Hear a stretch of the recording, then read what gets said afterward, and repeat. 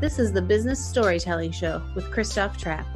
Name a top 20 storytelling podcast and a top 5% podcast globally. Christoph chats with thought leaders and experts to share tips and tricks that can help you tell your company's stories better to drive business results. Available wherever you listen to podcasts, live streamed on major social media channels, and part of the DB&A television network.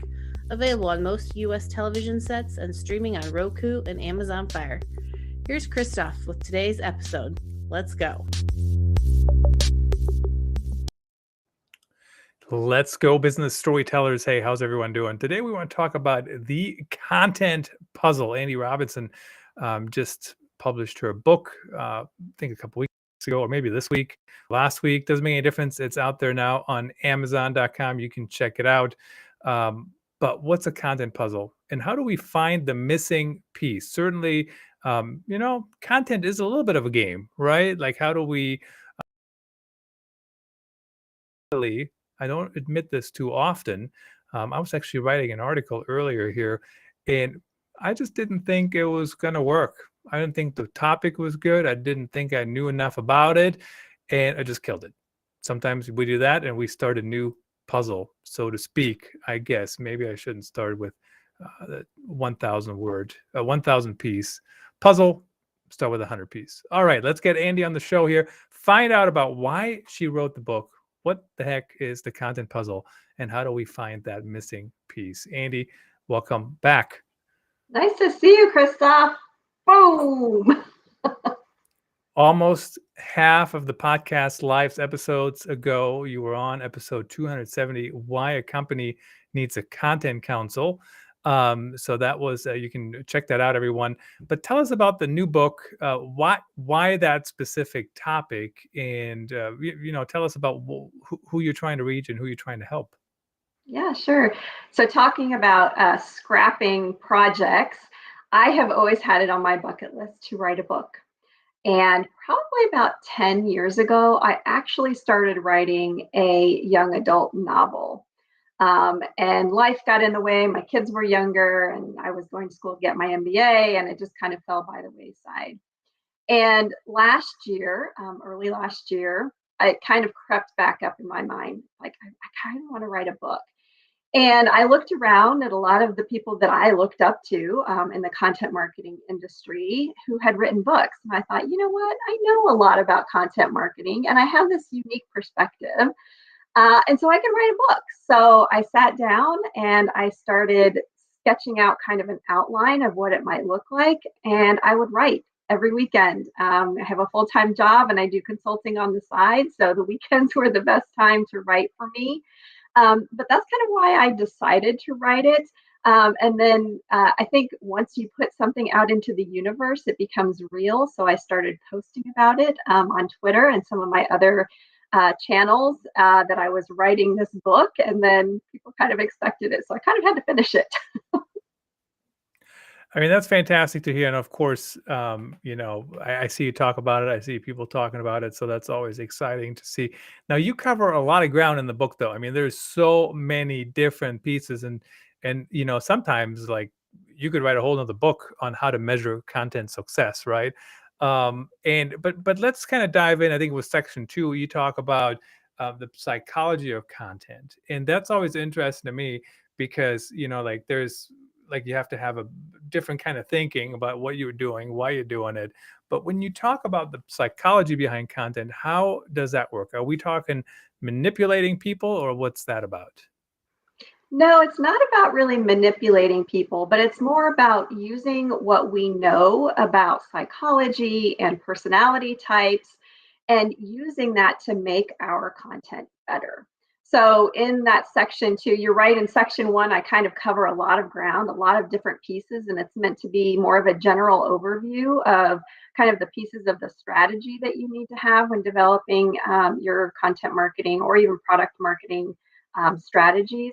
And then in section 2 is the missing piece, which is that psychology aspect of your audience, which I think a lot of businesses and companies don't focus on as much because it can be a little bit more difficult and a little bit more fickle but I think that it can also provide a great value. So let's say, for instance, one of the sections I talk about, the psychology of fonts, right? If you don't know how a particular font will make people feel and how they will react to it and how their brains react to it, or font pairings, putting two fonts together, that can interrupt your message getting through to people if the fonts that you choose are not making sense, or if they don't make sense alongside the rest of the content.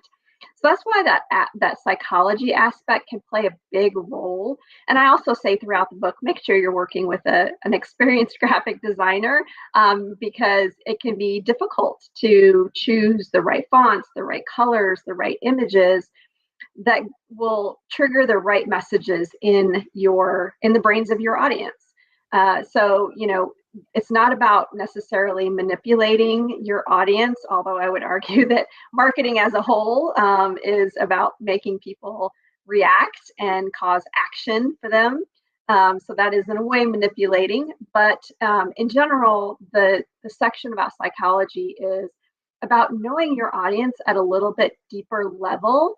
Most companies probably know about the psychology of their audience, but they just aren't using that information. They don't realize that it's there.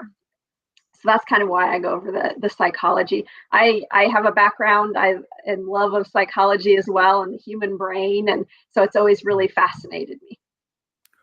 So when I just heard you, I mean, I don't know anything about fonts. I barely get the jokes people make about fonts nowadays. But like that is not my specialty. But I certainly believe that I know a thing or two about content marketing and content strategy. So, but that's really on the design side, and then you have other things. I mean, everything kind of seems to be bleeding over. So, how do you figure out how to make all these things work? I mean, if the first thing or one of the first things you mentioned is the design piece, how can I be successful at content marketing without the right support system, or can I?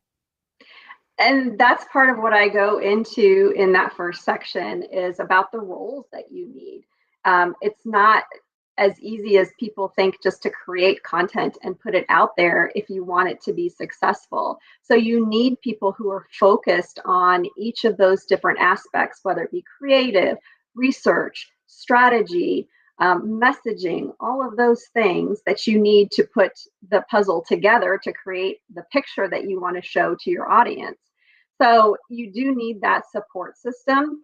Um, for small companies, and this is what I talk about in the third section of the book, is kind of how do you bring it all together. For small companies, they may have a smaller team. They may work with external agencies or consultants. For larger organizations, they may have a lot more pieces to that puzzle. They may be a lot more complicated and in-depth and thoughtful about their strategy. That doesn't mean that one way is wrong and the other way is right. It's just about what the company needs to execute on their strategy effectively. A large organization might have in-house graphic designers and in-house researchers, but the puzzle pieces themselves are the same. It's just a matter of how many pieces you need. Like you mentioned at the outset, do you need, start with a 100-piece puzzle or a 1,000-piece puzzle? It's the same with content marketing. There are pieces that are more mandatory than others. Some of them could probably fall by the wayside a little bit, or you could devote fewer resources to if you're a small company, whereas those larger companies are going to have a lot more pieces to them. I think it kind of comes back to as well, how comfortable are you with different types of quality of content, right? If you only have a couple of people who can go far but not very deep in some type of content creation, you know, Exactly. you might have something that looks okay, but it wouldn't look as good if you had a professional designer create it, just to kind of keep harping on the design thing. Now, one thing you talk about too is, of course, a puzzle. You have to kind of have the bigger picture view, right? I mean, like, where do all these I mean, if you only look at each puzzle piece like this, you're never going to get the thing done. And how about, I mean, you have a whole section, or a whole chapter, I guess, rather, on stepping back and looking at the big picture. I see a lot of people struggle with that, right? I need content right now. Like I need content. What kind of content? I don't know. I need content to reach out to people. Okay, who? People. Like that doesn't help anybody, right? So how do we step back and what does that mean when we say look at the big picture? And how does that look in practice? I think it starts with your goals and getting those goals right. That's almost the foundation, or I think I mentioned in the book, for me, the way that I do puzzles is I start on the outside. So your goals are kind of those outside pieces that help you start to form the frame for the rest of the work that you'll be doing to help flush out that full picture. And so getting those goals right is important. And so I think that's where a lot of companies, like you said, they flounder because they don't understand the goals, and not just for their company, but you also need to focus on the goals for your audience or your customers, potential customers. You need to know who those people are that you're targeting with your marketing. So you definitely need to have that foundation in order to see that bigger picture. But also sometimes it is having different unique voices and viewpoints in the mix. You talk about it, the team structure. Do you have, people who have always been working on this same type of project or these same type of marketing strategies? Maybe you need to bring in fresh eyes to the team. Maybe it's diverse voices or people from different perspectives to help you see that picture. We've all seen these pictures that are kind of tricking the eye, right? Like you could see it two different ways. Is it a pelican or is it an elephant? Those kinds of things. So you need to have those people on your team who maybe have a different perspective. And that way you can figure out which of those images you really want to focus on. And certainly, just because you have different voices, I mean, you also have to encourage them and empower them to actually share their voices. I mean, I've seen, when we had Michael Brenner on the show, that's been a while too, but he talked about all these jerks in companies, right? The era of the jerk needs to be over. So if you're not allowed to give your opinion, whether that's through subtle messages or loud messages, we do need that as well. Now, when you talk about the different kind of companies, I mean, I think any type of company can do content marketing. The question, I guess, is do they want to, and do they even want to keep with it? Because, I mean, when you started writing this book a while back, right? I mean, it's didn't just happen yesterday. You've been practicing content marketing for a while. So have I. Same with this podcast. We're at whatever episode it was earlier there, 546 or something like that. It didn't just take off overnight, right? So I'm thinking if I'm a smaller business, and small, of course, is highly debatable. What's a small business? Can I make it work? Do I have time to put a puzzle together? Yeah, and that's a good question. And I think the time aspect needs to be answered by the company. We all know content marketing is not a quick fix. It is very sort of a long tail type initiative that companies need to want to stick with. And I think that's the job of the content marketers who are pushing these types of strategies and campaigns, is to show executives, show business leaders, company presidents, the value of content marketing, but also to set expectations, because it is not an overnight thing. Like you said, it's not like you just put content out there and all of a sudden your sales are going to increase, because at the end of the day, company needs to sell products or services in order to be successful. But I think content marketing can help with that. It's a matter of setting those expectations to say, look, this is perhaps more top of the funnel type activities where we're trying to bring people closer to the company. We're trying to give them information or content that will be valuable to them in order for them to build a relationship with us and to trust us. And then we can start talking about our products and pushing more of that product or service type content where we're asking them to make a purchase. So I think it's setting those expectations. Content marketing has been around for a long time, like you said, But I think in some industries in particular, it's still a very new concept.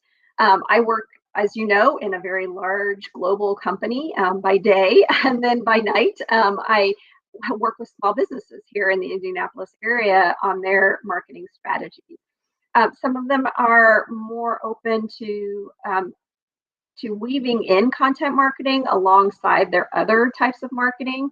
They're more kind of, consumer type marketing. Others aren't. So you just need to kind of test the waters with the executives that you're dealing with, the decision makers, and you need to be ready to make that case of why content marketing can be successful for them.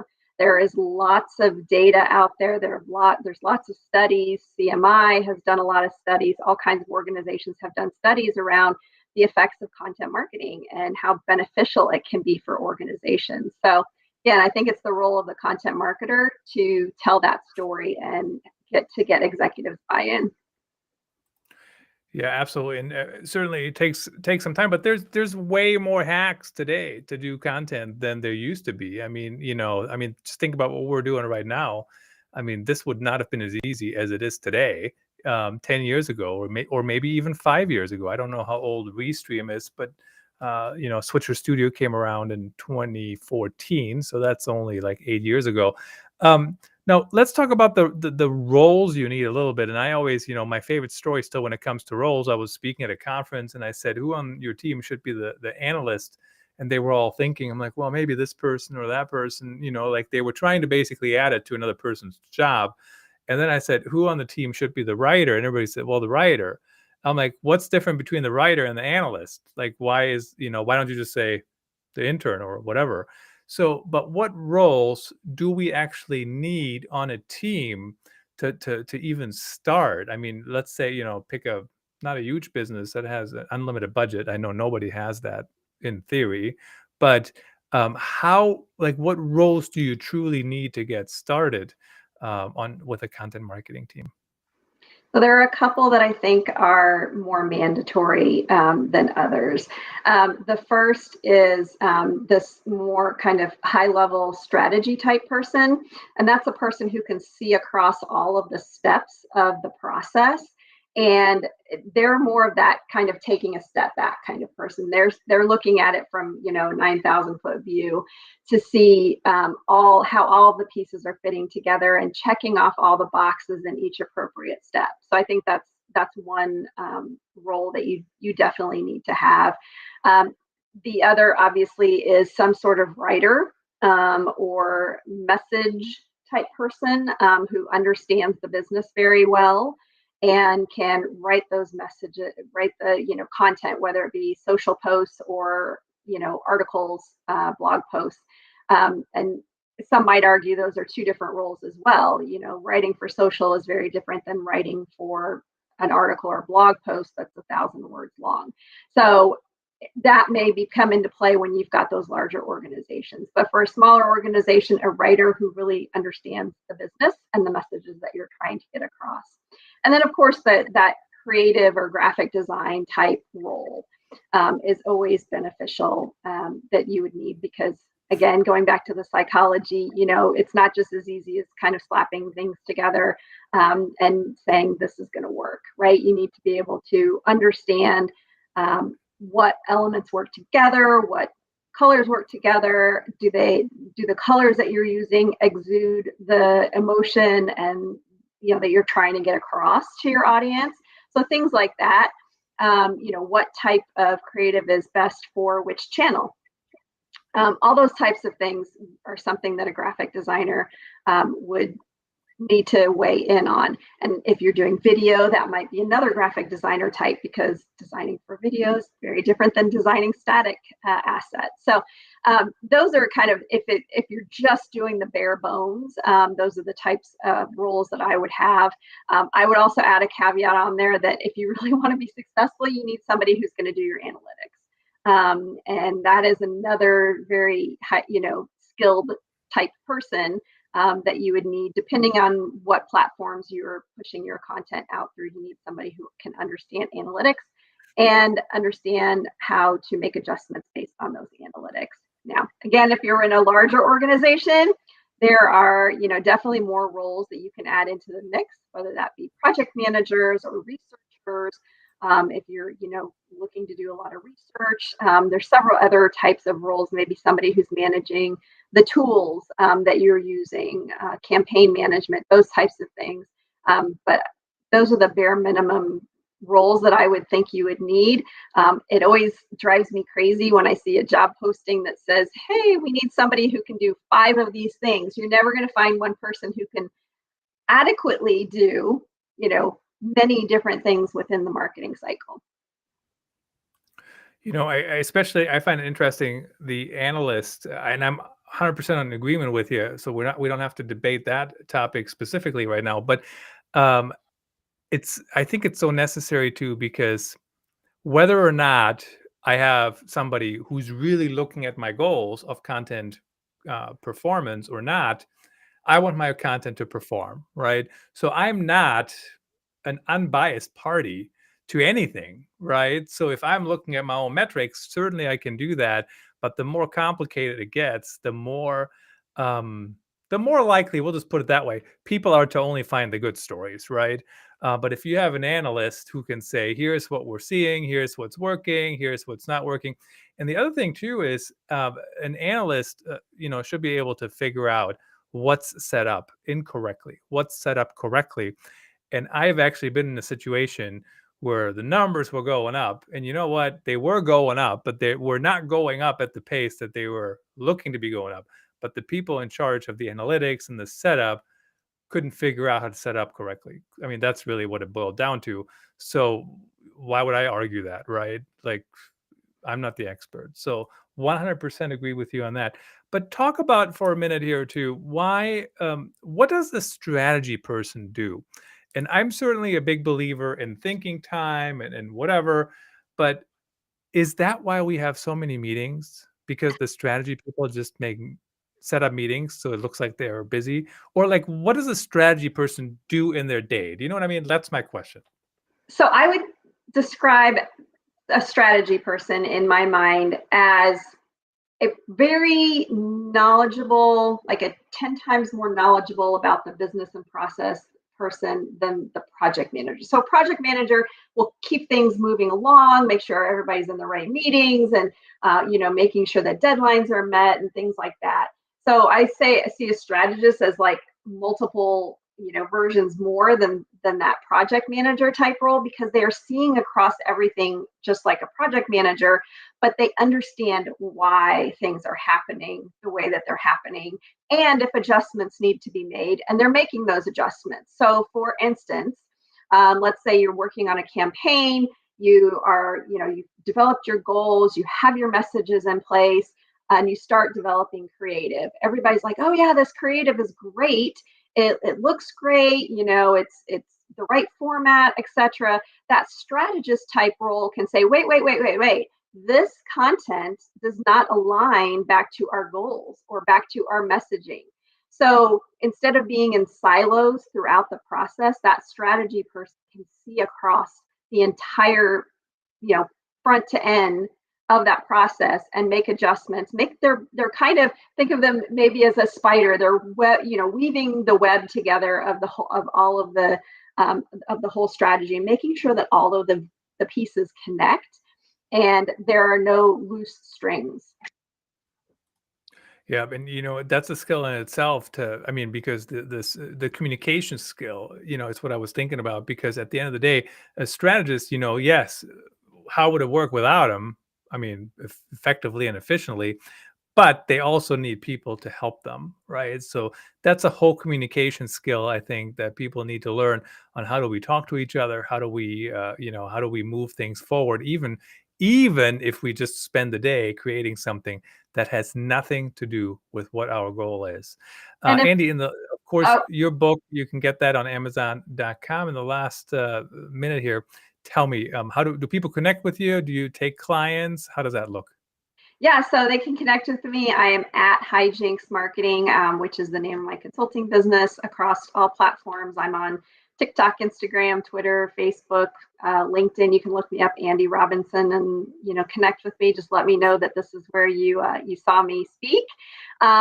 I will take a client from time to time. I generally work with clients in the Indianapolis area, but I'm not opposed to working with clients, small businesses from other areas.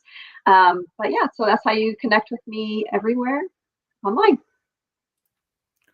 Fantastic. Thank you so much for joining us and sharing your insights, and good luck with the book. Thank you so much.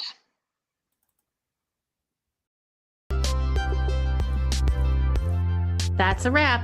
Thanks for tuning in. Please rate and review our show on your favorite podcast channels. And don't forget to share this episode with your networks. We appreciate you.